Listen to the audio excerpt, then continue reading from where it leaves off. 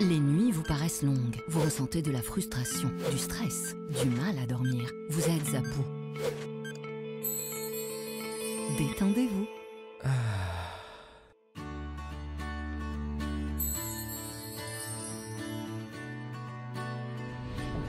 Réduction du temps d'endormissement, diminution des réveils nocturnes, relaxation. Une bonne nuit, ce n'est plus un rêve. Ce produit est un complément alimentaire sans dépendance disponible en pharmacie. N'hésitez pas à demander conseil à votre pharmacien. Mérinal, notre priorité, la qualité. Pour bien s'entendre, il faut bien s'écouter. Rendez-vous sur M, la petite radio du Grand Maghreb. Radio M, le café presse politique.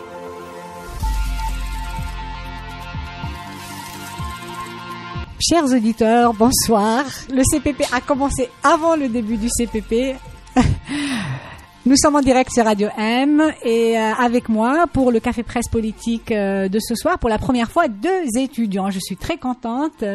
Bienvenue, Yanni Aïdali. Vous faites partie du comité autonome des étudiants d'Alger 2. Et Anis Ben Mesbah. Bienvenue. Merci, vous êtes venus malgré les examens que vous êtes en train de passer en ce moment. Comme Saha. Saïd Jaafar, bonsoir. Bonsoir, bienvenue aux étudiants. Et nous avons aussi un invité qui vient pour la première fois, journaliste. Vous êtes Mohamed Belalia, vous êtes le responsable de TSA Arabi. Oui. Voilà, donc on va parler de ce qui arrive à TSA, bloqué pour la 2e fois en une année. Voilà. Qadi Hussein, bonsoir. Bonsoir. Alors, on va parler de beaucoup de choses dans cette première partie, notamment de la dernière sortie fulgurante du chef d'état-major. Mais avant de ça, je voudrais commencer par une information tragique qui nous vient de Batna. C'est arrivé la semaine dernière. Un enfant de 14 ans, Abdelnour Meddour, est décédé en sortant de l'école. Il a été, selon sa famille et les témoins de la population locale, tué à coups de matraque par un gendarme des gendarmes qui sont arrivés pour séparer des enfants qui se battaient. L'enfant a 14 ans, il s'appelle Abdelnour Meddah. Il y a eu des manifestations demandant justice, demandant une commission d'enquête, et on n'en sait pas beaucoup. Il y a pas beaucoup d'articles de la presse sur ce cas. Et j'aimerais juste, avant de commencer le CPP, qu'on écoute le son de son oncle. Bismillahirrahmanirrahim. أنا عم عبد النور مداح الضحية المتوفاة بسبب العنف الدركي الوطني. للأسف الشديد انقلبت الموازين وانقلبت الأعراف. أصبح الدركي اللي يحمي الوطن ويحمي المواطن عاد يقتل في الوطن ويقتل في المواطن، يقتل في البراءة اللي ممكن تصبح خادمة للوطن في يوم ما. للأسف الشديد هذا هو الخير تاعنا. لقد صدق من قال تخي شر من أحسنت إليه.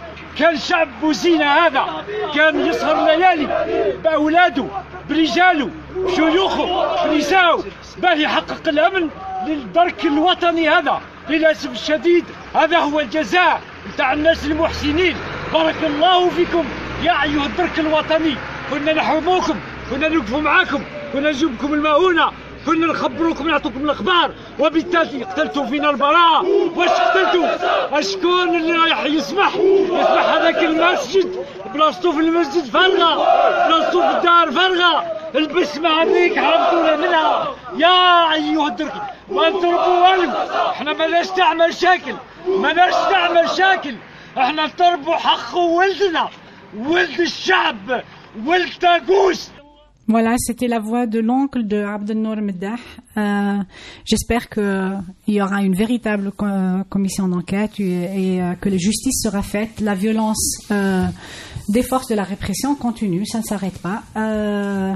On commence la première partie du café presse politique. On voulait discuter de la conférence nationale. Ah, j'ai oublié l'image de la semaine. Merci de me la rappeler. J'ai un mal de tête. Oui. Déjà une image. Oui. Saïd, tu veux commencer? Tu as une image de la semaine. La mort du président égyptien élu, Morsi. Mohamed Morsi, oui. Dans une prison, sous une dictature atroce, parce que c'est une dictature militaire, brutale et violente, et qui mène réellement l'Égypte vers de mal en pire, vers la ruine et de plus en plus de violence. Voilà.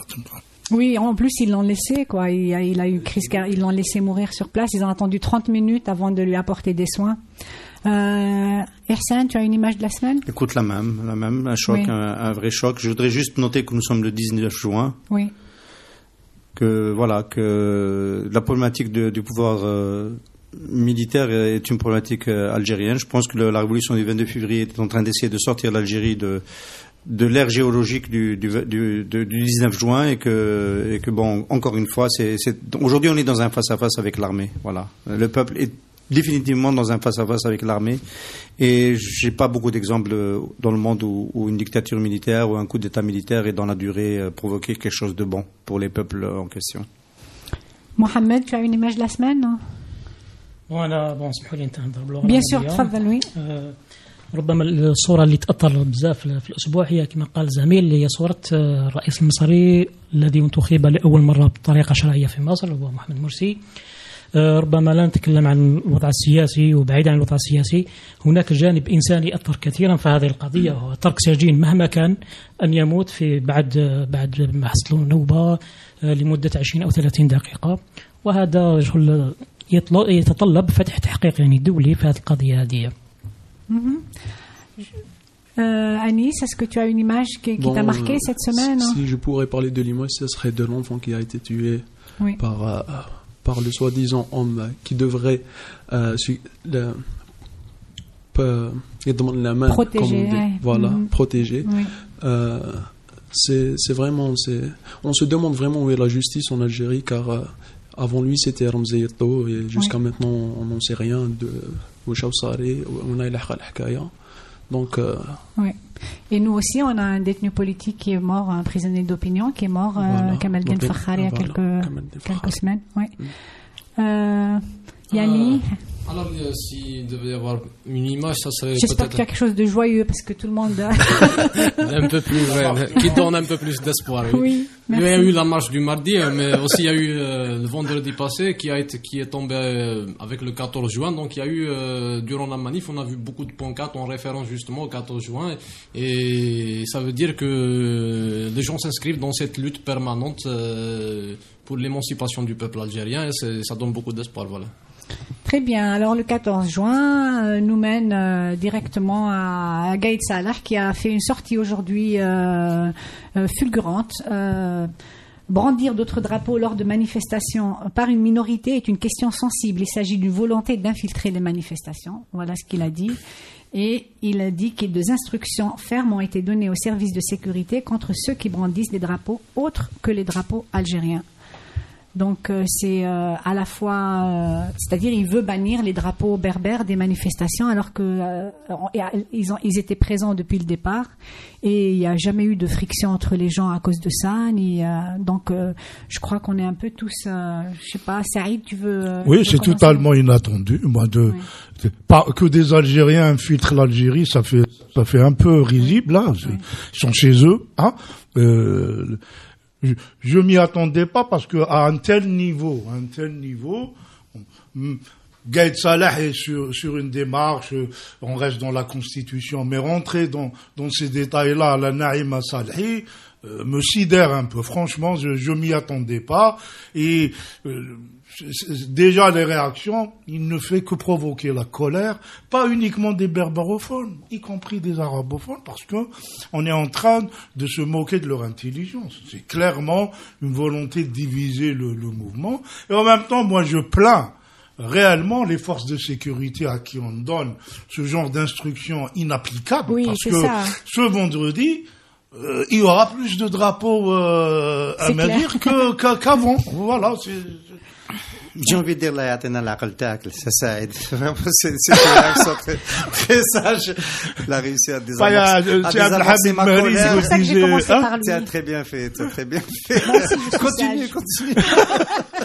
Parce que Ersan, tu veux passer ta... Bah, attends, non, mais c'est bon de rappeler un truc, parce que Abdelhamid Mahri, de temps en temps, quand il arrive, comme Rabbi Bezav, une scène là, quand il arrivait à des points où c'est choquant, il dit Rabbi Adéhom. Donc voilà, c'est vrai. C'est la bonne expression. C'est la bonne réponse. C'est vraiment la bonne expression. Mais Yanis ou Anis ou Yani, pardon, vous avez des prénoms qui sont très proches l'un de l'autre. Je suis désolée, je m'excuse, toutes mes excuses. Est-ce que c'est au chef d'état-major de décider de ce qu'on porte, de ce que brandissent les manifestants pendant les manifestations? Certainement pas. Mais moi, à mon avis, c'est que je suis pas étonné, parce qu'à mon avis, le Gaïd Salah est dans son rôle. Ça confirme juste son virage le virage répressif qu'a pris la situation. C'est pas la première fois qu'il interdit le drapeau. En fait, là, il le dit seulement dans un discours, mais avant, les drapeaux ont été confisqués. Oui. Les drapeaux sont confisqués depuis déjà plusieurs semaines. On interdisait aux habitants d'autres wilayas d'accéder à Alger quand même. Donc la répression, c'est pas juste ça confirme juste l'instant. La source. Voilà. Ça confirme le virage répressif dans lequel on est, et ça confirme que Gaïd Salah est décidé à réprimer toute volonté qui va à contresens de la feuille de route qu'il essaye d'imposer à tout prix. Ça veut dire que c'est juste ça. Voilà, à mon avis, c'est ça. Et aussi, c'est aussi augmenter la provoque. C'est aussi, il y a de la provoque là-dedans. Ça veut dire, il compte peut-être sur un virage aussi violent le drapeau amazigh, c'est pas seulement la Kabylie, mais il y a beaucoup d'Algériens qui se reconnaissent dans ce drapeau. C'est un drapeau, et aussi, il symbolise un combat. Ça veut dire, c'est toutes ces années d'un combat démocratique et tout. Donc, ça peut être de la provoque. Il attend une réaction qui peut justifier sa répression, qui peut aller loin dans la répression. Voilà, c'est ça. Est-ce que c'est pas le signe c'est quand même inquiétant que les policiers vont se mettre à arracher les drapeaux amazigh aux manifestants? Mohamed. القضية هذه ربما الخطاب تاع قايد صالح اليوم بشغل كان عبارة عن تصريح جديد يعني في الطريقة تاعو. نظن أنه أعتقد أنه الفترة هذه يجب على الجزائريين أن يبحثوا عما يوحدهم لا عما يفرقهم. الخطاب أو الكلمة لم تحدد ما هي نوع العلم أو الراية المستهدفة اللي الراية الأمازيغية Il a parlé de minorité. لا ما قالش عالم أجنبي. لا مفروض لو كان يذكر كان يقول عالم أجنبي. هنا قال عالم تاع أقلية. Il a parlé de minorité qui infiltre. minorité. نعم هذا وش كنا احنا. Donc c'est pas les Palestiniens. Voilà. Il y aura des drapeaux palestiniens, j'en suis sûr aussi. Peut-être même des Soudanais, oui, avec des drapeaux amazigh. Moi, je suis pour qu'on sorte tous avec toutes sortes de drapeaux, oui, de drapeaux égyptiens, de drapeaux tunisiens, de drapeaux marocains, de drapeaux jordaniens, et pas seulement vénézuéliens, cubains, sud-africains. Ihsan, tu nous as pas encore, tu t'es calmé? T'as pas fini avec nos invités. Non, parce que je sais que tu étais en colère par rapport à ça, donc je voulais te donner le temps de te calmer aussi. Écoute, oui, enfin, on était sur un autre agenda. Bon, ça a dit qu'on s'attendait pas, mais quand on réfléchit un petit peu le fin fond de l'affaire, quand on veut essayer de cerner un petit peu le personnage de Gaïd Salah. Ahmed Gaïd Salah, on n'a jamais réellement dit. Ce qui l'incarne le plus, c'est Tign Tourin. Ahmed Gaïd Salah, l'opération Tign Tourin, c'est lui qui l'a décidé. 100% de morts chez les preneurs d'otages, 100% de morts chez les otages. Et Gaïd Salah est en train de traiter le mouvement du 22 février comme il l'a traité Tign Tourin. Sauf que c'est beaucoup plus compliqué, il n'a pas encore les moyens, il n'a pas encore identifié les preneurs d'otages réellement. Ce qui est sûr, c'est que c'est son élection qui est l'otage. C'est ce qu'il veut faire qui est otage. L'élection est otage. Donc il veut libérer l'élection présidentielle. En fait, il veut libérer le système. Voilà. De la prise d'otage du Hirak. Le Hirak a pris en otage, entre guillemets, le processus politique de renouvellement du système. Et si ça tenait qu'à lui, 100% de morts dans les deux camps. Il connaît rien d'autre que ça. Et bon, quand on fait ça, en principe, on ne doit pas être à ce niveau de responsabilité. Celui qui l'a ramené à ce niveau de responsabilité, c'est Abdelaziz Bouteflika. Abdelaziz Bouteflika est en train de payer. Il a son frère qui est en prison. Peut-être que lui va être jugé. Il a tous ses amis qui sont en prison. Il est rentré la révolution l'a fait rentrer dans la poubelle de l'histoire, etc. Mais normalement, aujourd'hui, dans les enjeux qui se jouent aujourd'hui, il n'y a plus Ahmed Gaïd Salah. Avec cette sortie-là, il devrait plus exister. C'est-à-dire, il est plus au niveau de ce qui est en train de se jouer. Voilà. Et donc là, on va attendre à quel moment il va donner l'assaut sur la base de Tigran Théourine, qui croit être prise par le peuple algérien. Quelqu'un de comment? Bon, j'espère que non. Hein, oui, jusqu'à présent, la force du mouvement fait que on reste en Algérie. L'Algérie n'est pas encore Tigran Théourine. Mais moi, ce qui m'inquiète, c'est-à-dire, il y a un discours que développent les partisans de Gaïd Salah, parce qu'il en a. C'est de dire qu'il a une vision, et moi, je m'inquiète, parce que c'est quand même un homme qui a aujourd'hui les pouvoirs du président, du chef d'état-major et du chef des services de renseignement. C'est-à-dire, un peu dans l'histoire de l'Algérie, il y avait que Boumediene qui avait autant de pouvoir que Gaïd Salah. Et ça, à mon avis, quand on a tant de pouvoir, on doit apprendre quand même un peu d'humilité. Vous avez quand même des millions d'Algériens qui sortent chaque semaine, hein, qui vous disent que ce que vous proposez ne marche pas, que réinitialiser le système et en éliminer quelques bugs à Al-Harrach ou à Blida, c'est pas ce que les gens demandent. C'est-à-dire, personne ne va pleurer Ahmedou Yahya, j'en suis sûr, mais en même temps, pour la population, pour le gros de la population, ce n'est pas ça le sujet. Qu'il reste en prison, qu'il croupisse, mais l'objet c'est que il faut qu'on change le régime pour que des Ouyahia, des Sellal, etc., qui se moquent des Algériens, qui se moquent des deniers publics, ne soient plus possibles.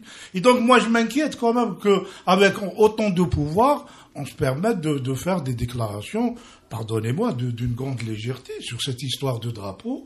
C'est inutile, c'est contre-productif, ça ne sert à rien.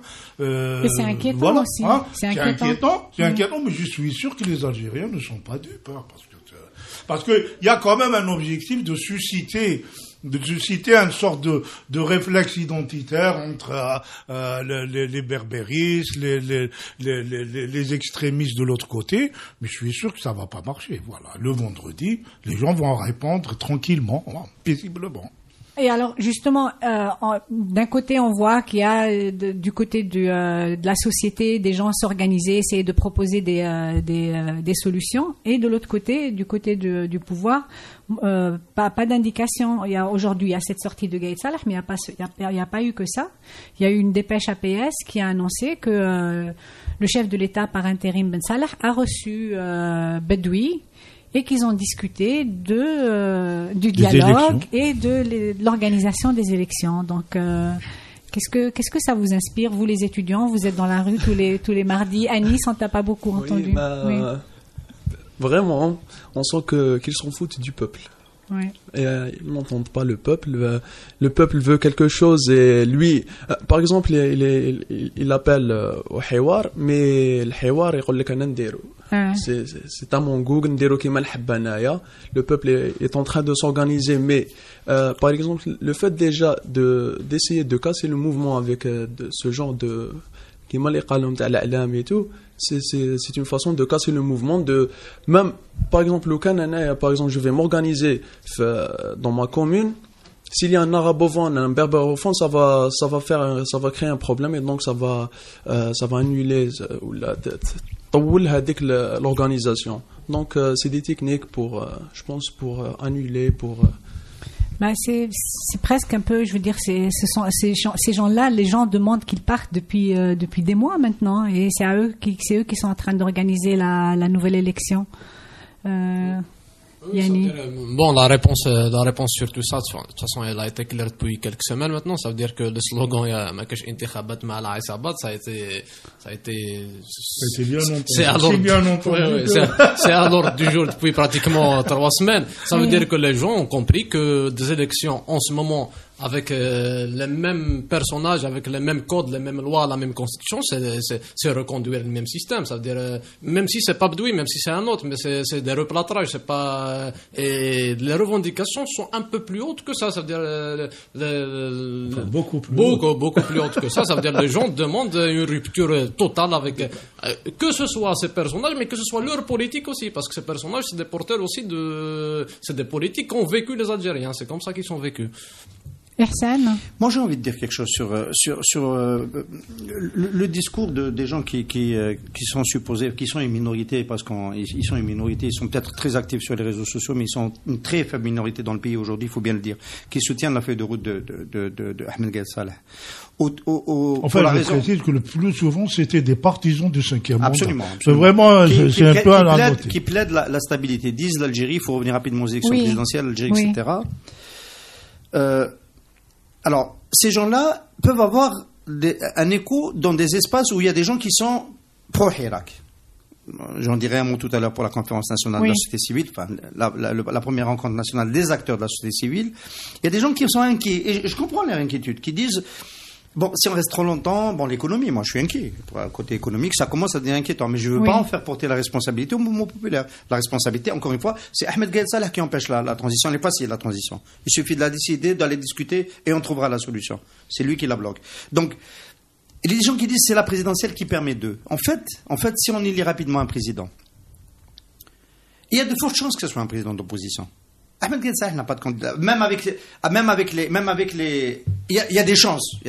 On peut arriver il y a des chances et des risques du côté du système. Même s'il essaye de tricher, etc. Si on suppose que les Algériens jouent le jeu, parce que ce n'est pas le cas. Les Algériens, on n'arrivera pas à les convaincre d'aller voter. Donc c'est un scénario qu'on va envisager pour expliquer aux gens qui pensent ramener l'Algérie à la stabilité avec une élection présidentielle rapidement. Ils se trompent. Parce que l'élection présidentielle, on peut avoir une alternance, mais elle sera fragile parce que le système sera encore là. Donc si quelqu'un gagne au bout de 2 tours, quelqu'un de proche du Hirak qui gagne au bout de 2 tours, mais avec les institutions qui sont en place, avec cette constitution qui est toujours là, avec tout le système qui n'a pas assez bougé, on va rentrer dans une forme d'instabilité beaucoup plus violente, parce qu'elle sera institutionnalisée.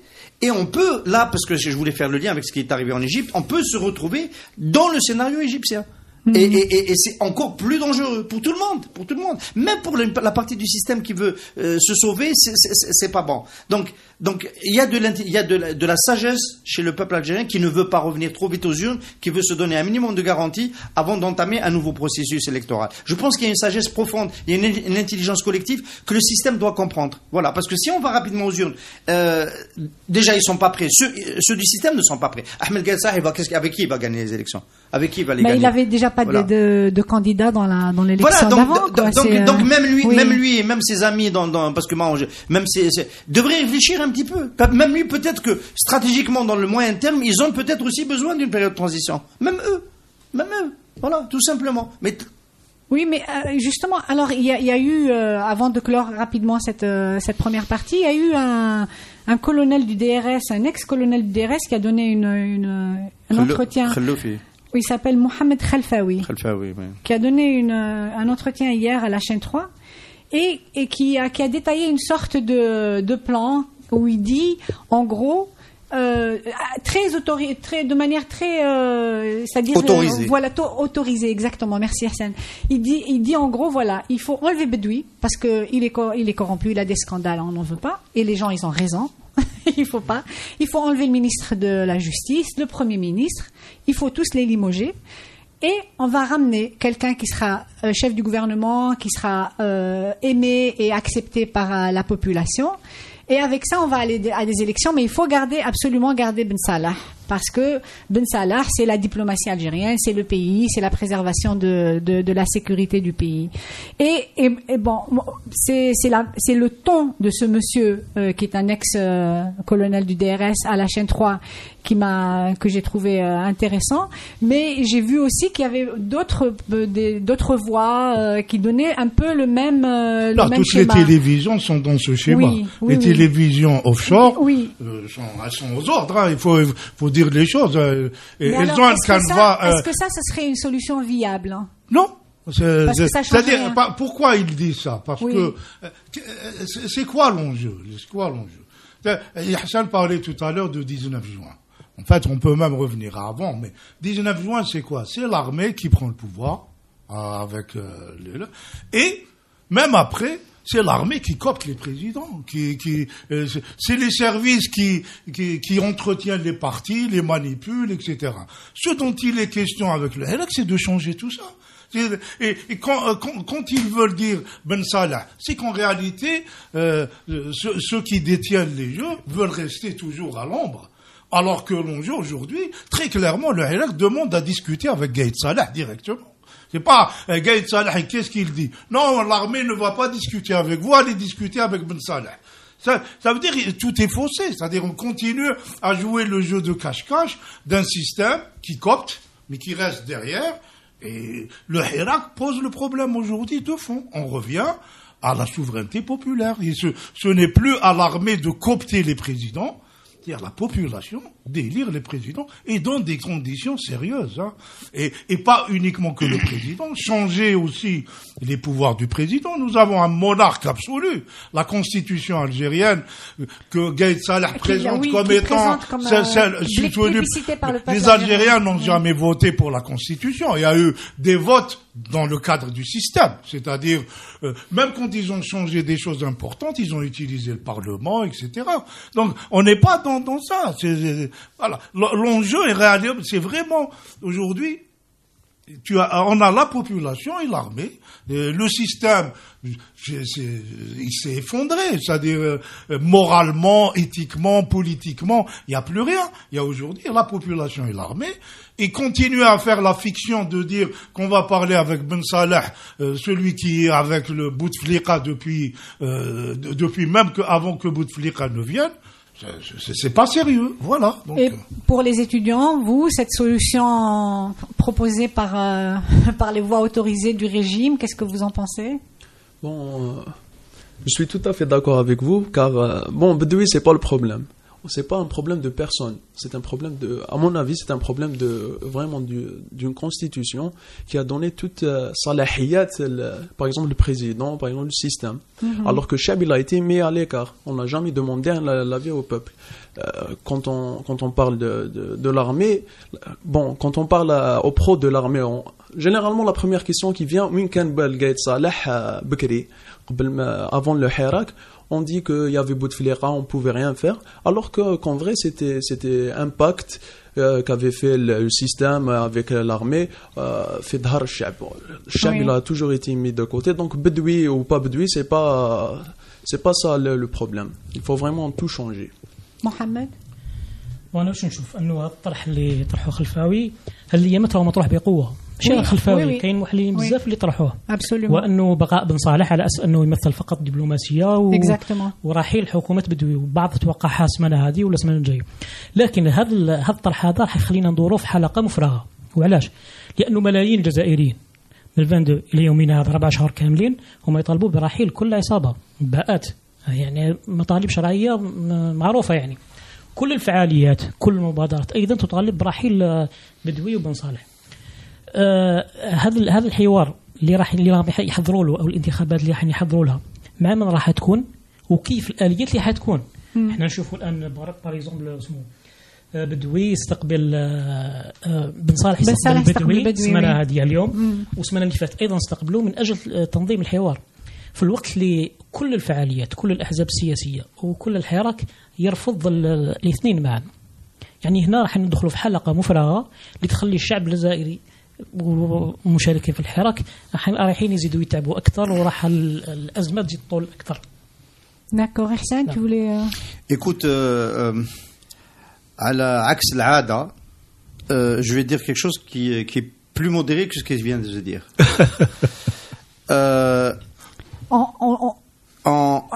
Oui, tu voulais dire que ça m'arrivait d'être plus modéré, c'est ça, tu voulais appeler. Non, pas du tout.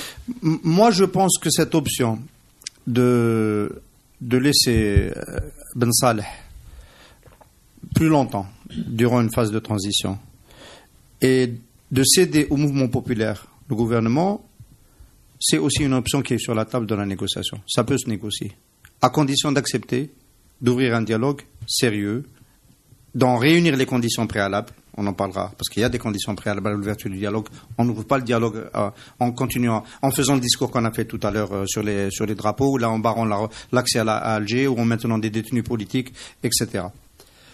C'est une option possible, possible, discutable. Moi, en tous les cas, je prends la responsabilité de dire qu'Ana Wahdi, je ne l'écarterai pas. Parce que je veux regarder ce qui s'est passé, par exemple, en Tunisie. En Tunisie, les Tunisiens, intelligemment, ils ont renvoyé au palais de Carthage un personnage falot. Mbazza, président de l'Assemblée nationale, في الباردو واحد ما يسمع به داروا في المكتب تاع بن علي زين الدين بن علي. Ils ont dévitalisé la fonction présidentielle qui est le problème dont on parle. Ils l'ont laissé dépérir. Parce qu'il est resté jusqu'à octobre et c'était pas très important. Et tout le pouvoir, l'importance du pouvoir, s'est transféré au Bardo, là où siégeait le gouvernement. Et c'était l'enjeu, la suite de la révolution. C'était le siège du Bardo. La population est venue demander le départ de Mohamed Rennouchi, faire la pression sur Qaïd Sebsi pour les élections de la Constituante, etc. Donc, nous, si la trajectoire de cette révolution-là, c'est justement de réduire les prérogatives de la présidence et de recréer un équilibre où les citoyens, à travers l'Assemblée nationale notamment, peuvent jouer un rôle politique plus important, c'est peut-être pas tragique de laisser quelqu'un comme Ben Saleh, mais à ce moment-là, évidemment, il n'aura pas beaucoup d'importance, de le laisser al-Mouradia et de faire, si c'est le mouvement populaire, à travers une négociation, qui récupère le palais du gouvernement pour construire la période de transition, sa feuille de route, son contenu, ses délais, etc., et les élections par lesquelles on finira avec cette transition, c'est quelque chose de jouable. Ça peut se jouer. Donc c'est pour ça que moi je l'ai... Bon, le mouvement populaire, il est dans son rôle de continuer à dire, et moi tous les vendredis, quand je marche avec les citoyens algériens, je crie la même chose. Ça, c'est le point de départ sur lequel on peut démarrer. Mais, tactiquement, dans une négociation, c'est quelque chose que moi je n'écarterais pas. Est-ce que ça dépendrait de la personnalité sauf que on n'est pas dans le cas tunisien. Aujourd'hui, Ben Salah, c'est quoi? C'est le paravent au pouvoir absolu car Gaïd Salah. C'est-à-dire, est-ce que Gaïd Salah est aujourd'hui prêt à céder, parce que c'est lui, c'est pas Ben Salah, est-ce qu'il est prêt à céder ces pouvoirs-là à un gouvernement de transition?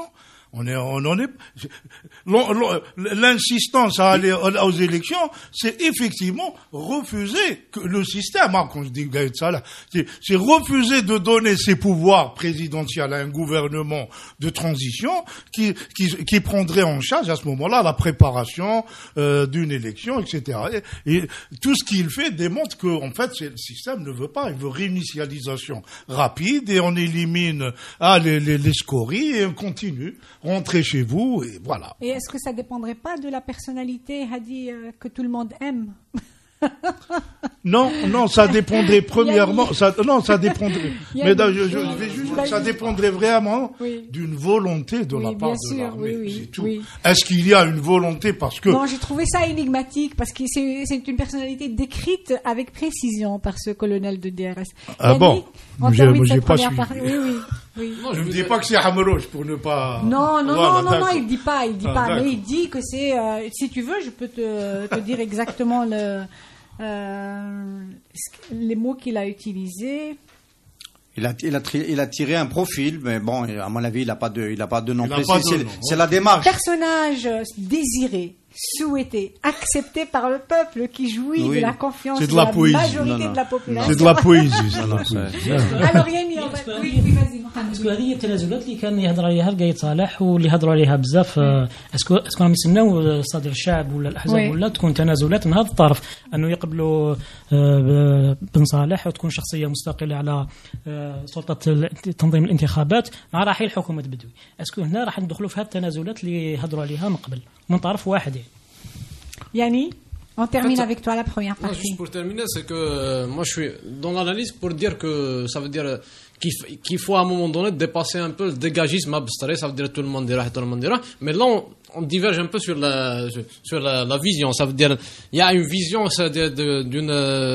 d'un changement, d'une transition d'en haut, ça veut dire on discute comment combiner, comment composer avec l'ancien régime, négocier et composer. Ça veut dire, c'est une logique de transition d'en haut. Mais moi, je pencherais plutôt pour d'autres dynamiques, d'autres mécanismes. Ça veut dire des mécanismes encore plus efficaces et qui redonneraient vraiment, au lieu, ça veut dire, c'est le sauveur suprême. En fait, les sauveurs suprêmes doivent émaner d'en bas. C'est ce qu'on oublie à chaque fois. Quand on parle de la souveraineté populaire, on ne va pas négocier en haut. Ça veut dire on revient à la base et on crée nos propres contre-pouvoirs. Et c'est eux qui peuvent gérer cette transition. C'est eux qui sont à même de gérer cette transition. C'est pas en composant avec Ben Salah ou là en composant avec d'anciens rescapés de régime. C'est-à-dire aujourd'hui, on est nécessairement dans une transition négociée parce qu'il y a Louise Aït Hamadouche l'a expliqué de manière limpide. Il y a 3 types de transition. Soit le régime s'effondre et il y a un mouvement révolutionnaire qui prend le pouvoir, soit la transition octroyée, c'est ce que veut nous donner Gaïd Salah, l'article 102, c'est ça la transition. Soit une transition négociée, et tu composes avec le régime, voilà, pour avancer. C'est ça là, un truc de base, il faudrait prendre le pouvoir. Tu es dans l'hypothèse là, on n'en est pas encore là. Non, on n'est pas encore là, mais c'est des processus. Mais justement, le terme même de transition, c'est aussi le champ des possibilités. Ça veut dire c'est dans quel processus on s'inscrit et dans quel processus dans lequel on lutte et on fait la propagande et on lance les mots d'ordre adéquats pour telle ou telle conjoncture. Moi, je m'inscris justement dans ce processus. Moi, je révolutionnaire. Oui. Quand tu es dans la Silmia, tu es obligé de. On a le défaut. C'est la grandeur et la faiblesse de la Silmia. Ça ne sape pas le moral des étudiants. Non, c'est très bien. Là, il est plus radical que moi. Je suis content. Eh bien, on aura aussi leur regard sur la conférence nationale de la société civile dans.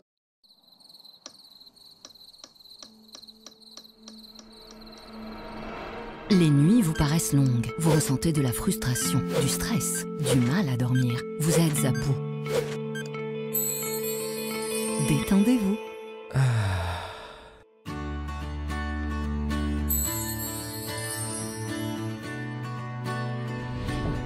Réduction du temps d'endormissement, diminution des réveils nocturnes, relaxation. Une bonne nuit, ce n'est plus un rêve. Ce produit est un complément alimentaire sans dépendance disponible en pharmacie. N'hésitez pas à demander conseil à votre pharmacien. Mérinal, notre priorité, la qualité.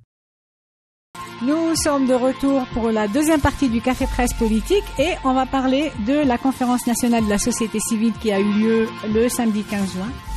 Alors, elle réunissait un florilège d'associations, syndicats, même, je pense, des citoyens en électron libre qui ont dû s'agglutiner ou s'adosser à une... Surtout des collectifs. D'accord, des collectifs. Nés du 22 février. D'accord. Alors, justement, Qadi Ihsan, toi, tu es journaliste, mais tu es aussi une cheville ouvrière de cette conférence nationale. Donc, je vais te poser pour moi la première question.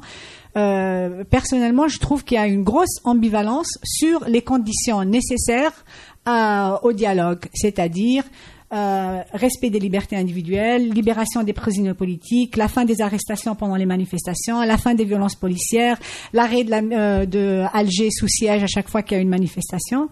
On voit pas ça dans la plateforme. Pourquoi ? Alors, dans la plateforme, c'est pourquoi ? Parce que tout ça, je commence par dire que tout ça est dans la déclaration finale lue à la fin de la. Donc, tout ce que tu as cité mot à mot est dans la déclaration finale. Ce n'est pas dans la plateforme. C'est une déclaration finale qui n'a pas été publiée, Ihsan. Donc, ce qui a été publié, largement publié, c'est. En arabe, elle a été publiée nulle part. En arabe, elle a été publiée. Elle a été lue. Elle a été écrite en arabe, mais elle n'a pas été publiée. Si, elle a été publiée. Elle est sur le site Facebook. Elle est sur la page Facebook de l'initiative, et tout le monde peut aller la consulter. La déclaration finale, elle est publiée. Non, mais ce qui a été distribué à la presse, largement donc diffusé auprès de l'opinion publique, c'est la plateforme. Oui, il y a deux moments importants. La plateforme, c'est un document sur lequel les initiateurs de cette première rencontre nationale des acteurs de la société civile, je préfère l'appeler plutôt comme ça, ont travaillé pendant 1 mois. Et ça a travaillé sur des catégories plus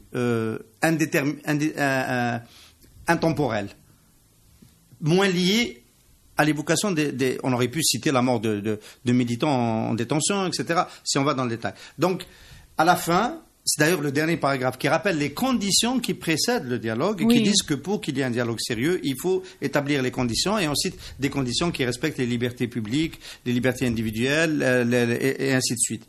Et donc l'égalité entre tous les citoyens. Ce qui n'a pas été écrit aussi dans la plateforme, il a été écrit après.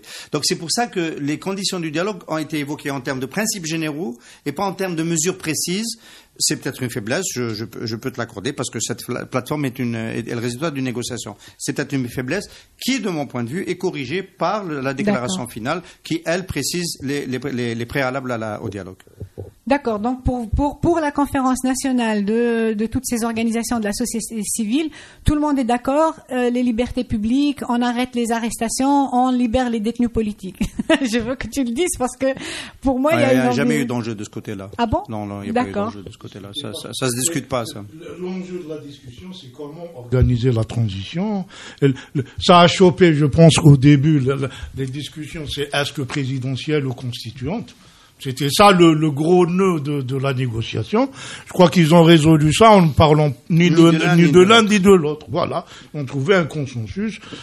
Parler sur de quoi les gens sont d'accord et laisser les divergences de côté. Voilà. D'accord. Et donc, moi, je voudrais avoir l'avis des étudiants. Vous avez votre comité autonome, vous vous réunissez avec d'autres étudiants. Pourquoi? Alors, à qui je pose la question? À vous ou à Ihsan? Pourquoi est-ce que les étudiants, on vous a beaucoup reproché ça un peu, je crois, sur les réseaux sociaux, ne faisaient pas partie de cette conférence nationale? Enfin, de notre côté, la réponse est assez simple, puisque tout bonnement, on n'a pas été invité, c'est tout. Mais pour répondre pourquoi, je ne sais pas.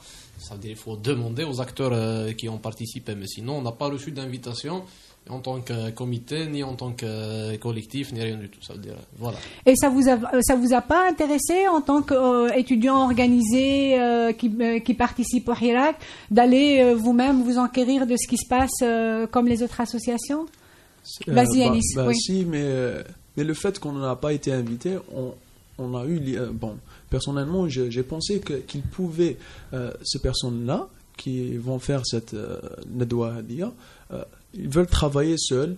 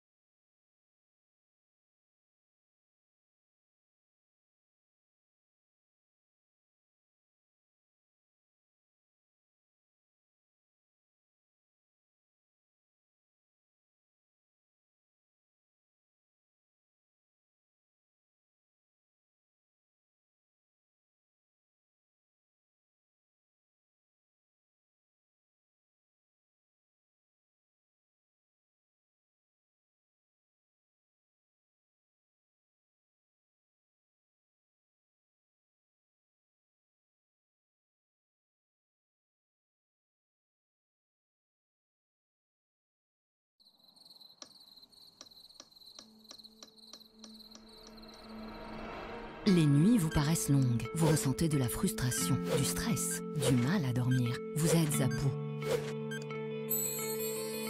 Détendez-vous.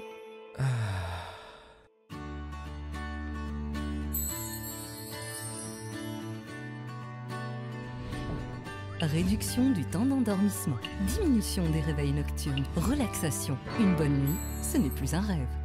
Ce produit est un complément alimentaire sans dépendance disponible en pharmacie. N'hésitez pas à demander conseil à votre pharmacien. Mérinal, notre priorité, la qualité.